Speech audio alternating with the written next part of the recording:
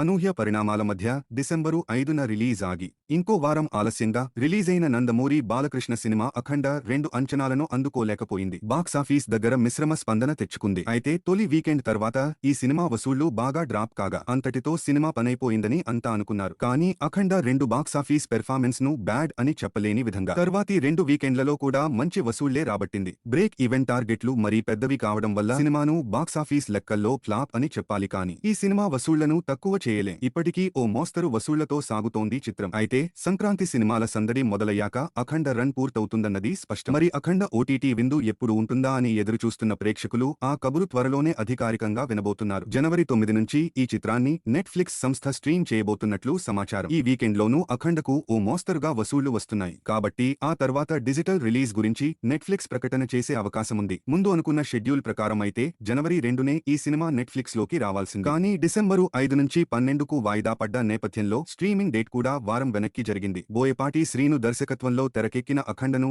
14 reels plus banner మీద Ram Achanta, Gopinath Achanta produce చేశారు. ఈ సినిమాకు బాలయ్య కెరీర్లోనే అత్యధికంగా 200 కోట్ల మేర థియేట్రికల్ బిజినెస్ జరిగినట్లు వార్తలు వచ్చాయి. కానీ ఫుల్ రన్లో నైజాం మినహా ఈ సినిమా ఎక్కడా బ్రేక్ ఈవెన్ అయ్యే పరిస్థితి కనిపించడం లేదు.